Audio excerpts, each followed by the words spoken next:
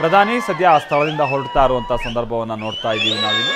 ಅಲ್ಲಿಂದ ಅವರೀಗ ರಾಮಕೃಷ್ಣ ಆಶ್ರಮಕ್ಕೆ ತೆರಳ್ತಾ ಇರುವಂಥ ಸಂದರ್ಭ, ಅಂದರೆ ವೇದಿಕೆ ಕಾರ್ಯಕ್ರಮ ಇರುವಂಥ ಸ್ಥಳ ಇಲ್ಲಿ ಭಾಳ ದೂರ ಅಲ್ಲ, ಒಂದು 2-3 ನಿಮಿಷಗಳ ಒಳಗಾಗಿ ಆ ಸ್ಥಳವನ್ನು ರೀಚ್ ಆಗೋದಕ್ಕೆ ಅವಕಾಶ ಇದೆ. ಅದಾದ ನಂತರ ಈಗ ವೇದಿಕೆ ಕಡೆಗೆ ಪ್ರಧಾನಿ ಆಗಮಿಸೋರಿದ್ದಾರೆ. ಅದಕ್ಕೆ ಸಂಬಂಧಪಟ್ಟಾಗಿನ ಕೆಲ ನೇರ ಪ್ರಸಾದರ ಎಕ್ಸ್ಕ್ಲೂಸಿವ್ ದೃಶ್ಯಾವಳಿಗಳನ್ನು ನೀವಿಲ್ಲಿ ನೋಡ್ತಾ ಇದ್ದೀರಾ.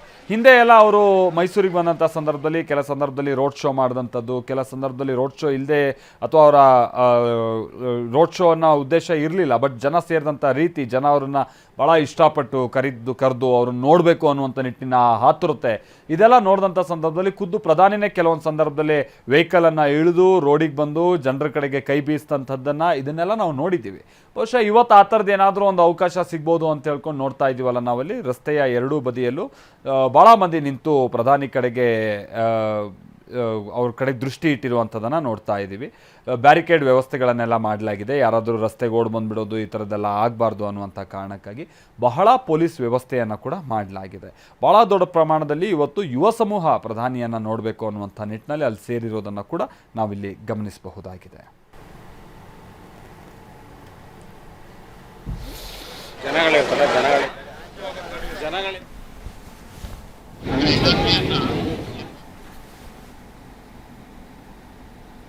परंपरा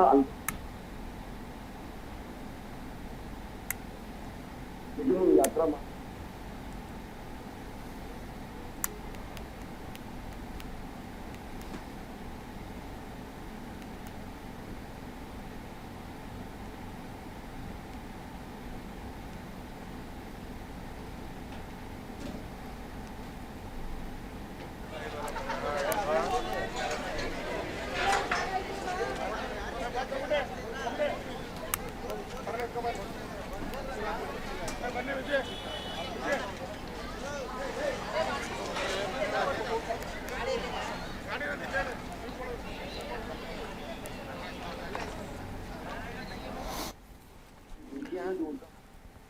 ಆಮೇಲೆ ಪ್ರಧಾನಿ ಮೋದಿಯವರಿಗೆ ಮೈಸೂರು ಬಹಳ ಇಷ್ಟವಾದಂಥ ಊರು. ಅವರು ಅದನ್ನು ಭಾಳ ಸಂದರ್ಭದಲ್ಲಿ ಹೇಳ್ತಾ ಇದ್ದಂಥದ್ದನ್ನು ಕೂಡ ನಾವು ನೋಡ್ತೀವಿ.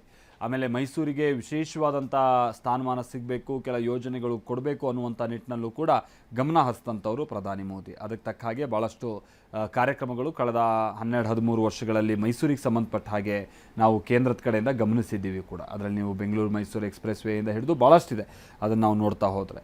ಆಮೇಲೆ ಹೇಳಿ ಮೈಸೂರು ದೇಶದ ಸ್ವಚ್ಛ ನಗರಿಗಳಲ್ಲೊಂದು. ಈಗ ಅದರ ಸ್ಥಾನಮಾನ 2-3 ಅಂತೇಳಿ ಕುಸ್ತಿರ್ಬೋದು, ಬಟ್ ಭಾಳ ಸ್ವಚ್ಛವಾದಂಥ ನಗರಿ.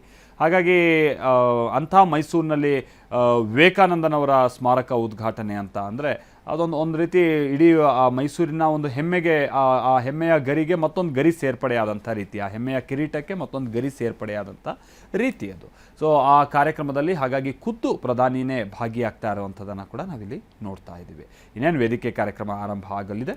ಸೊ ಜನರನ್ನು ಉದ್ದೇಶಿಸಿ ಪ್ರಧಾನಿ ಮೋದಿಯವರು ಮಾತನಾಡೋರಿದ್ದಾರೆ ಕೂಡ.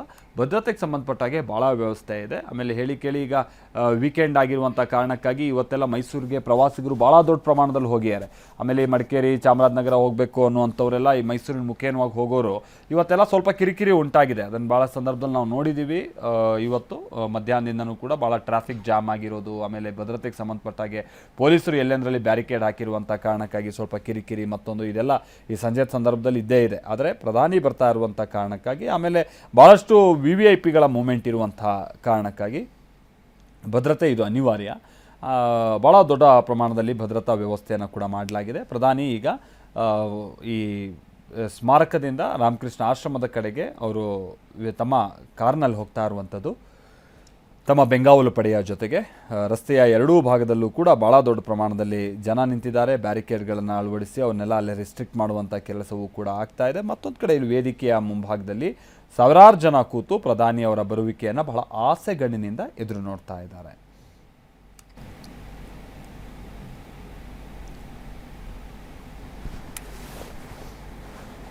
महान व्यक्ति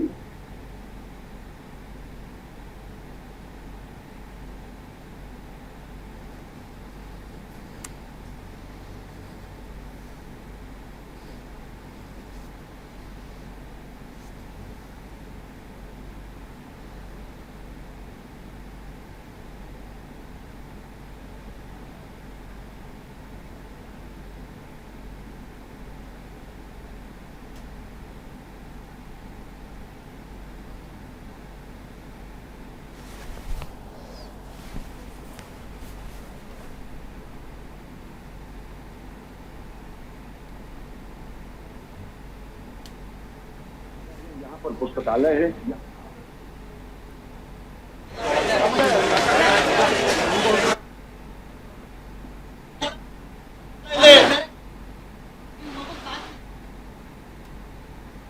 लोगों की अपनी परंपरा अंततः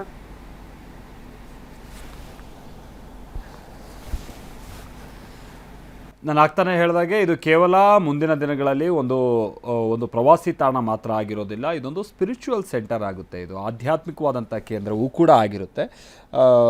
ಯಾಕಂತ ಅಂದರೆ ಅಲ್ಲಿರುವಂಥ ವಿಶೇಷವಾದಂಥ ವ್ಯವಸ್ಥೆಗಳು ಆ ರೀತಿಯಾಗಿದೆ.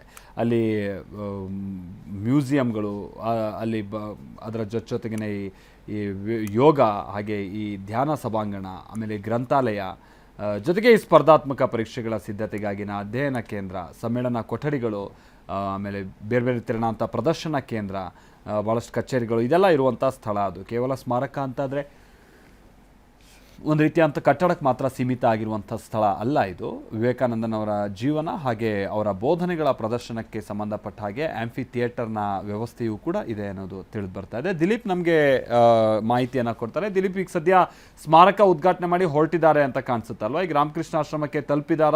ವೇದಿಕೆ ಕಾರ್ಯಕ್ರಮ ಆರಂಭ ಆಗಿದೆಯಾ? ಏನು ಕತೆ ದಿಲೀಪ್? ಮತ್ತೆ ಈಗ ಕೇವಲ 2 ನಿಮಿಷ ಆಗಿದೆ ಇಲ್ಲಿಂದ ಸ್ಥಳದಿಂದ ತೆರಳಿ. ಇನ್ನೊಂದು 5-10 ನಿಮಿಷದಲ್ಲಿ ಆ ಒಂದು ವೇದಿಕೆ ಕಾರ್ಯಕ್ರಮಕ್ಕೆ ತೆರಳಲಿದ್ದಾರೆ. ದಾರಿಯುದ್ದಕ್ಕೂ ಕೂಡ ಸಾಕಷ್ಟು ಅಭಿಮಾನಿಗಳು ಮೋದಿ ಅವರು ಕೂಡ ಕಣ್ತುಂಬಿಕೊಳ್ಳೋ ಕಾತರದಿಂದ ಕಾಯ್ತಾ ಇದ್ದಾರೆ. ಅವರೆಲ್ಲರೂ ಕೂಡ ನಿಧಾನವಾಗಿ ಚಲಿಸ್ತಾ ಇದ್ದಾರೆ. ಯಾಕಂದ್ರೆ ಎಲ್ರಿಗೂ ಕೂಡ ಕೈ ಬೀಸಿ ಹೋಗ್ತಾ ಇರುವಂತದ್ದು. ಈ ರೀತಿ ಅಂತ ಹೋಗಿ ಅಲ್ಲಿ ಒಂದು ಸ್ಥಳಕ್ಕೆ ತಲುಪಲಿಕ್ಕೆ ಸುಮಾರು ಒಂದು 10ರಿಂದ 15 ನಿಮಿಷ ಆಗುತ್ತೆ ವೇದಿಕೆ ಕಾರ್ಯಕ್ರಮಕ್ಕೆ. ಇನ್ನೊಂದು 20 ನಿಮಿಷದಲ್ಲಿ ವೇದಿಕೆ ಕಾರ್ಯಕ್ರಮ ಆರಂಭ ಆಗಲಿದೆ. ಮಾಲ್ತೇಶ್, ಈಗ ಸದ್ಯಕ್ಕೆ ವಿವೇಕ ಸ್ಮಾರಕದಿಂದ ಉದ್ಘಾಟನೆ ಆಯ್ತು. ಉದ್ಘಾಟನೆ ಆದ ನಂತರ ಈಗ ಹೋಗ್ತಾ ಇರುವಂತದ್ದು. ಈಗೆಲ್ಲರೂ ಕೂಡ ಒಂದು ರೀತಿಯಲ್ಲಿ ಕಾತರದಿಂದ ಇದ್ರು ಮೋದಿ ಅವ್ರನ್ನ ಕಣ್ತುಂಬಿಕೊಳ್ಳುತ್ತೆ. ದೃಶ್ಯಗಳನ್ನು ಕೂಡ ಈಗಾಗಲೇ ನೋಡಿರ್ಬೋದು.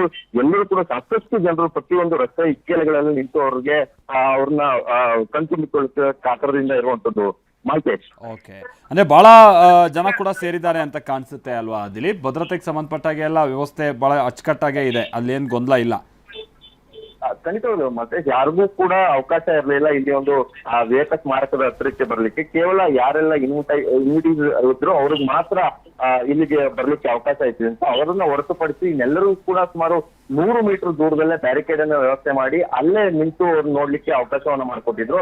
ಅದನ್ನ ಹೊರತುಪಡಿಸಿ ಇದಕ್ಕೆ ಕೂಡ ಯಾರಿಗೂ ಕೂಡ ಈ ಒಂದು ಹತ್ತಿರಕ್ಕೂ ಕೂಡ ಬರ್ಲಿಕ್ಕೆ ಸಾಧ್ಯ ಇಲ್ಲ. ಈಗ ಉದ್ಘಾಟನೆ ಆಯ್ತು. ಉದ್ಘಾಟನೆ ಆದ ನಂತರ ವಿವೇಕ ಸ್ಮಾರಕ ಹೇಗಿದೆ ಅನ್ನುವಂತ ಕುತೂಹಲದಿಂದ ನೋಡ್ಲಿಕ್ಕೆ ಸಾಕಷ್ಟು ಜನರು ಬರ್ತಾ ಇದ್ದಾರೆ. ಯಾಕಂದ್ರೆ ನಿನ್ನೆಯಿಂದಲೂ ಕೂಡ ಈ ಒಂದು ಸ್ಥಳಕ್ಕೆ ಬರ್ಲಿಕ್ಕೆ ಅವಕಾಶ ಇರಲಿಲ್ಲ. ಯಾಕಂದ್ರೆ ಎಲ್ಲವೂ ಕೂಡ SPG ಕಂಟ್ರೋಲ್ ನಲ್ಲಿ ಇತ್ತು. ಈಗ ಸಂಪೂರ್ಣವಾಗಿ ಉದ್ಘಾಟನೆ ಆಗಿ ತದನಂತರ ಈಗ ತೆರಳಿದ ನಂತರ ಈಗ ಎಲ್ಲರೂ ಕೂಡ ವಿವೇಕ ಸ್ಮಾರಕ ಉದ್ಘಾಟನೆ ಆಗಿದೆ. ಅದು ಹೇಗಿದೆ ಅನ್ನುವಂತ ನಿಟ್ಟಿನಲ್ಲಿ ಕೂಡ ಕುತೂಹಲದಿಂದ ವೀಕ್ಷಣೆ ಮಾಡ್ಲಿಕ್ಕೆ ಬರ್ತಾ ಇರುವಂತದ್ದು. ಮಾಲ್ತೇಶ್, ಈ ಉದ್ಘಾಟನೆ ಮಾಡಿದಂಥದ್ದು ಅಲ್ಲೆಲ್ಲ ಬಹಳ ಬೆರಗಿನಿಂದ ಓಡಾಡಿದ್ರು ಪ್ರಧಾನಿ ಅವರು. ಅಲ್ಲಿ ಇರುವಂಥ ವ್ಯವಸ್ಥೆಗಳನ್ನ ಬಹಳ ಕುತೂಹಲದಿಂದ ನೋಡಿದಂಥದ್ದನ್ನ ಕೆಲ ಗ್ಲಿಮ್ಸ್ಗಳು ನಮ್ಗಿಲ್ಲಿ ಸಿಗ್ತಾ ಇತ್ತು ದಿಲೀಪ್. ಅಲ್ಲಿನ ಸನ್ನಿವೇಶ, ಪ್ರಧಾನಿ ಅವರು ಅದನ್ನೆಲ್ಲ ಹೇಗೆ ವೀಕ್ಷಣೆ ಮಾಡಿದ್ರು, ಏನು ವಿಶೇಷತೆಗಳನ್ನ ಅವ್ರು ತಿಳ್ಕೊಂಡ್ರು, ಇದೇನಾದ್ರೂ ಗೊತ್ತಾಯ್ತಾ ದಿಲೀಪ್? ಖಂಡಿತವಾಗ್ಲು ಈ ಒಂದು ವಿವೇಕ ಸ್ಮಾರಕದ ಇಲ್ಲೇ ಆಗ್ಲಿಕ್ಕೆ ಏನು ಉದ್ದೇಶ ಅನ್ನುವಂತ ನಿಟ್ಟಿನಲ್ಲಿ ಕೂಡ ಕೆಲವು ಮಾಹಿತಿಯನ್ನ ಪಡೆದುಕೊಂಡ್ರು ಅನ್ನುವಂಥದ್ದು ಗೊತ್ತಾಗ್ತಾ ಇರುವಂತದ್ದು. ಯಾಕಂದ್ರೆ ಇಲ್ಲಿ ವಿವೇಕಾನಂದರು ಬಂದಿದ್ರು. ವಿವೇಕಾನಂದರು ಬಂದು ಒಂದು ದಿನ ಇಲ್ಲಿ ತಂಗಿದ್ರು ಅನ್ನುವಂಥದ್ದು ಇರುವ ಕಾರಣಕ್ಕೋಸ್ಕರ ಇದೇ ಒಂದು ಸ್ಥಳದಲ್ಲಿ ಒಂದು ವಿವೇಕ ಸ್ಮಾರಕವನ್ನ ಮಾಡ್ಬೇಕು ಅನ್ನೋ ನಿಟ್ಟಿನಲ್ಲಿ ನಿರ್ಮಾಣ ಮಾಡ್ಲಿಕ್ಕೆ ಮುಂದಾಗಿತ್ತಂತು. ಈ ಒಂದು ಸಾಕಷ್ಟು ಇಲ್ಲಿ ಒಂದು ಏನು ಶಾಲೆ ಇತ್ತು. ಶಾಲೆ ನಂತರ ಈ ಒಂದು ಸ್ವಲ್ಪ ಕಾಂಟ್ರವರ್ಸಿ ಇತ್ತು. ಅದಾದ್ಮೇಲೆ ನಂತರ ವಿವೇಕ ಸ್ಮಾರಕ ಮಾಡ್ಲಿಕ್ಕೆ ಮುಂದಾದಂಥದ್ದು. ಈಗ ವಿವೇಕ ಸ್ಮಾರಕ ಉದ್ಘಾಟನೆ ಆಗಿದೆ. ವಿವೇಕ ಸ್ಮಾರಕ ಹೇಗಿದೆ, ವಿವೇಕ ಸ್ಮಾರಕದಲ್ಲಿ ಏನೆಲ್ಲ ಆಕ್ಟಿವಿಟೀಸ್ ಇರುತ್ತೆ ಅನ್ನುವಂತ ನಿಟ್ಟಿನಲ್ಲಿ ಎಲ್ಲ ಮಾಹಿತಿಯನ್ನ ಪಡೆದುಕೊಂಡ್ರು. ಈಗ ಈ ಎಲ್ಲ ಮಾಹಿತಿಯನ್ನ ಪಡೆದುಕೊಂಡ ನಂತರ ಉದ್ಘಾಟನೆಯಲ್ಲಿ ಮಾಡಿ ಎಲ್ಲವನ್ನ ವೀಕ್ಷಣೆ ಮಾಡಿದ ನಂತರ ಅವರು ಈಗ ಆಶ್ರಮದ ಕಾರ್ಯಕ್ರಮ, ವೇದಿಕೆ ಕಾರ್ಯಕ್ರಮಕ್ಕೆ ತೆರಳ್ತಾ ಇರುವಂತದ್ದು. ಮಾಲ್ತೇಶ್, ಬಹುಶಃ ಮುಂದಿನ ದಿನಗಳಲ್ಲಿ ಇದೊಂದು ನೀವು ಹೇಳಿದಾಗೆ ಬಹಳ ಜನ ಈಗ ಆಲ್ರೆಡಿ ಬರ್ತಿದ್ದಾರೆ ಅನ್ನೋದು ಬಹುಶಃ ದೊಡ್ಡ ಒಂದು ಸ್ಪಿರಿಚುವಲ್ ಸೆಂಟರ್ ಕೂಡ ಆಗ್ಬೋದು ಈ ಸ್ಥಳ. ಬಹಳ ವಿಶಾಲವಾಗಿರುವಂತ ಜಾಗ ಅಂತ ಕಾಣಿಸುತ್ತೆ ದಿಲೀಪ್, ಅದರ ವಿಶೇಷತೆ? ಖಂಡಿತ ಬಹಳ ವಿಶಾಲವಾದಂತಹ ಸ್ಥಳ ಆಗಿರುವಂತದ್ದು. ಇಲ್ಲಿ ಇದು ಕೂಡ ದೇಶದ ಮೂಲೆ ಮೂಲೆಗಳಿಂದಲೂ ಕೂಡ ಇಲ್ಲಿ ಬರ್ತಾರೆ. ಇಲ್ಲಿ ಒಂದು ದೊಡ್ಡ ಸ್ಪಿರಿಚುವಲ್ ಸೆಂಟರ್ ಆಗುತ್ತೆ ಅನ್ನುವಂಥದ್ದು ಯಾವುದೇ ರೀತಿಯಂತ ಅನುಮಾನ ಇಲ್ಲ. ಅದರಲ್ಲೂ ಹೇಳಿಕೆಯಲ್ಲಿ ಮೈಸೂರು ಕೂಡ ಯೋಗಕ್ಕೋಸ್ಕರ ವಿದೇಶದಿಂದ ಸಾಕಷ್ಟು ಜನರು ಬರ್ತಾರೆ. ಅದರ ಜೊತೆಗೆ ಸ್ವಾಮಿ ವಿವೇಕಾನಂದರ ವಿಚಾರವನ್ನ ತಿಳ್ಕೊಳ್ಳಿಕ್ ಕೂಡ ಸಾಕಷ್ಟು ವಿಚಾರಧಾರೆಗಳನ್ನ ತಿಳ್ಕೊಳ್ಳಿಕ್ ಕೂಡ ಆಶ್ರಮ ಆ ಒಂದು ಕೆಲಸ ಮಾಡ್ತಾ ಇದೆ. ಇದೆಲ್ಲವೂ ವಿವೇಕಾನಂದರ ವಿಚಾರಧಾರೆಗಳನ್ನ ತಿಳಿಸ್ಲಿಕ್ಕೆ ಇದೊಂದು ಬಹಳ ದೊಡ್ಡದಾದಂತ ಒಂದು ಸ್ಮಾರಕ ಆಗಿ, ಜೊತೆಗೆ ಈ ಒಂದು ಕಾರ್ಯಕ್ರಮಕ್ಕೆ ಎಲ್ಲಾ ರೀತಿಯಾದ ಬಂದು ಅವರ ವಿವೇಕಾನಂದರ ಒಂದು ವಿಚಾರಧಾರೆಗಳನ್ನ ತಿಳ್ಕೊಳ್ಳಿಕ್ಕೆ ಇದು ಒಂದು ಬಹಳ ಮುಖ್ಯವಾದಂತಹ ಸ್ಥಳ ಆಗ್ಲಿಕ್ಕೆ ಸ್ಥಳ ಆಗುತ್ತೆ. ಯಾವುದೇ ರೀತಿಯಾದಂತ ಅನುಮಾನಗಳಿಲ್ಲ ಈ ಒಂದು ವಿಚಾರದಲ್ಲಿ ಮಾಡ್ತೇವೆ. Okay thank you Dilip. ಮತ್ತಷ್ಟು ಮಾಹಿತಿಗಾಗಿ ನಂತರದ ಹಂತದಲ್ಲಿ ನಾನು ನಿಮ್ಮನ್ನು ಸಂಪರ್ಕ ಮಾಡ್ತೀವಿ.